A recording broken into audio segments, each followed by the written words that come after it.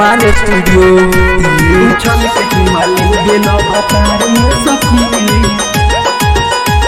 उछल के चुमा ले बेला। शुक्र शनिचरे तबार रे सखी, शुक्र शनिचरे तबार रे सखी, उछल के चुमा ले बेला भतार रे सखी, पटक के चुमा ले बेला भतार रे सखी।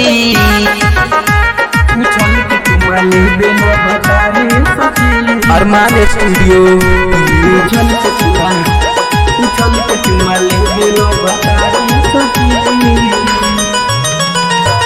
पियवा के आदत से बानी परेशान हो, चुम्मा के हरदम रखे ऊ ध्यान हो, चुम्मा के हरदम रखे ध्यान हो। पियवा के आदत से बानी परेशान हो, चुम्मा के हरदम रखे ऊ ध्यान हो।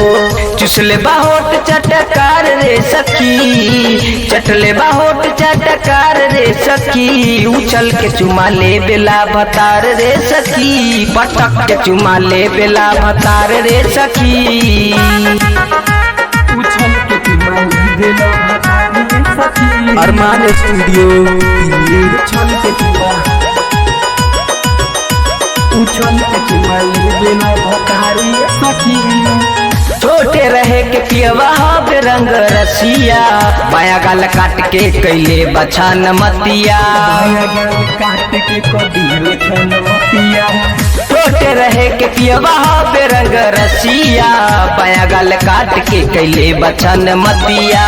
मन पनिया लगातार रे सखी, मन पनिया लगातार रे सखी, उछल के चुमा ले बेला भतार रे सखी, पटक के चुमा ले बेला भतार रे सखी। उछल के चुमा ले बेला भतार सखी, अरमान स्टूडियो उछल के चुमा ले बेला भतार सखी। गोदिया में खेले लगे लैका लेखा, कहले कि देबू नहे मोर सुलेखा, गोदिया में खेले लगे लैका लेखा, कहले कि देबू नहे मोर सुलेखा।